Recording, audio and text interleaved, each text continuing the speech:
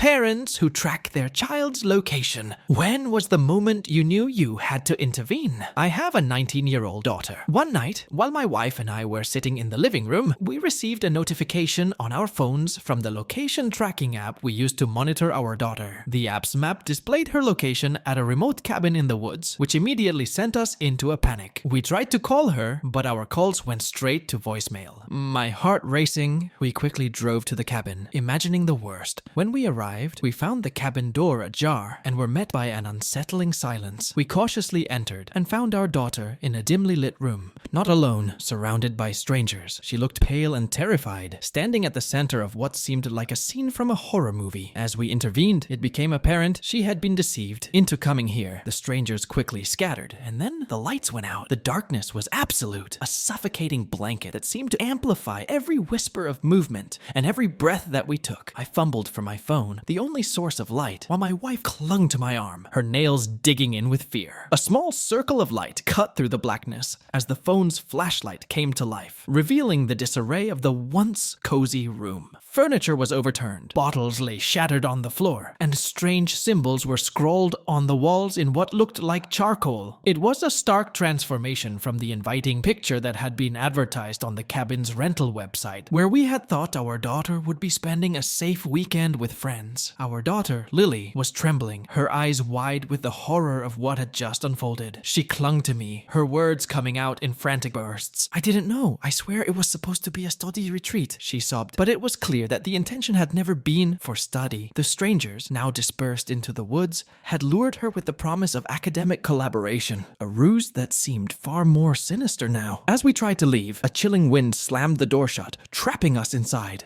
A sense of dread settled over us, as if the cabin itself was alive and didn't wish for us to leave. My wife's voice trembled as she whispered, "Something's not right. We need to get out of here." But the windows resisted our efforts, sealed tight, as if they'd never been meant to open. It was then we realized the cabin had no service, and our calls for help wouldn't go through. I decided to search for another way out, leaving my wife and Lily in the relative safety of the room, with the door barricaded by a heavy oak dresser. I ventured into the darkened hallway, the floorboards creaking underfoot, a sound far too loud in the oppressive silence. The beam from my phone's flashlight danced across faded photographs on the walls, their subjects' faces scratched out, leaving empty gazes that followed me as I moved. I heard a sound behind me, a soft rustling that stopped me in my tracks. I turned, expecting to see my wife or daughter, but there was only the empty corridor and the sense of something unseen watching me. Heart pounding, I pressed on, finding a staircase leading down to what I assumed was the basement. Against my better judgment, I descended, the air growing colder with each step and the smell of damp earth rising to meet me. The basement was a cavernous space, filled with antique furniture draped in white sheets, giving the impression of ghosts, frozen mid-waltz. In the far corner, I spotted a rusted hatch that looked like it led outside. As I approached, I heard the soft whisper of voices. I paused, straining to listen, and realized the whispers were coming from behind the walls, murmuring unintelligible words in a cadence that made my skin crawl. Suddenly, the whisper stopped, and a loud bang echoed through the room as the hatch slammed shut on its own. The flashlight flickered, threatening to plunge me into darkness. I scrambled up the stairs, the weight of panic driving me to return to my family. When I burst into the room where I had left them, I found it empty. The dresser moved aside, and the door wide open to the night. The silence was now punctuated by a faint melodic humming from outside, drawing us towards the woods. "Mom? Dad?" Lily's distant cry came from the trees, laden with fear. Without hesitation, we ran towards her voice, guided only by the moon's pale light filtering through the dense canopy of branches. The forest seemed alive, the trees whispering secrets to one another, and the ground beneath our feet teeming with unseen life. As we followed Lily's cries, the humming grew louder, and the trees seemed to close in around us. We were no longer pursuers, but rather we felt like the pursued, as if the cabin and the woods were conspiring to keep us here in this twisted version of reality. We finally found Lily at a clearing, but she was not alone. A circle of people stood around her, their faces obscured by shadows, the humming coming from their closed mouths. They were still like statues, their attention fixed on Lily, who stood frozen in fear. The realization hit me with a shudder. These were not the same strangers strangers from the cabin. They were different, paler, with an otherworldly glow to their eyes. It was as if the cabin, the woods, and now these figures were part of a malignant plot that had snared my daughter as its victim. As I stepped forward, one of the figures turned towards me, and the humming ceased. A voice, cold and detached, spoke from the darkness.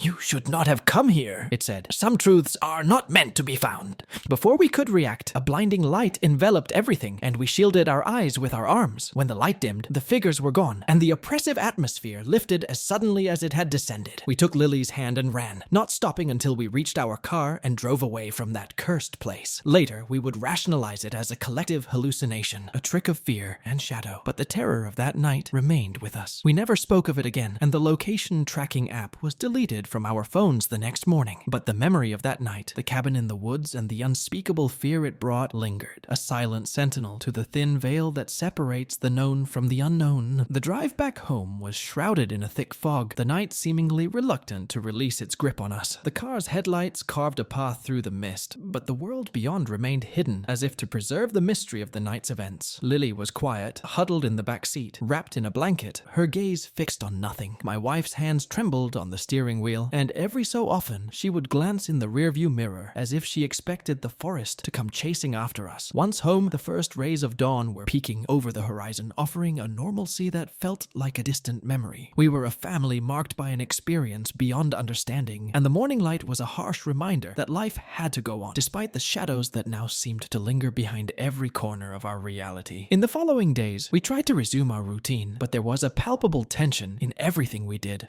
Lily had become withdrawn, her once vibrant personality dulled by the events at the cabin. She jumped at the slightest sounds and spent long hours in her room, her nights plagued by nightmares. My wife and I were consumed by a need for answers. We returned to the cabin during the day, accompanied by the police, but the place was as it should be, quiet and undisturbed, with no sign of the previous chaos. The police were skeptical, the evidence of any wrongdoing having vanished as if it had never been. They suggested Lily might have been the victim of a prank, but we knew it was no prank. One evening, a few weeks after the incident, a package arrived at our doorstep with no return address. Inside, we found an old book with worn leather binding and pages yellowed with age. The text was in a language we did not recognize, accompanied by illustrations of rituals and symbols that matched those we had seen scrawled on the walls of the cabin. One symbol, in particular, stood out, a circle with an intricate pattern that seemed to move if you looked at it long enough. As we pondered the book's origin, our home's atmosphere began to change. Objects would move on their own, doors would open and close, and the air grew cold in random spots throughout the house. Lily became the focus of these occurrences, a whisper of her name heard in the silence,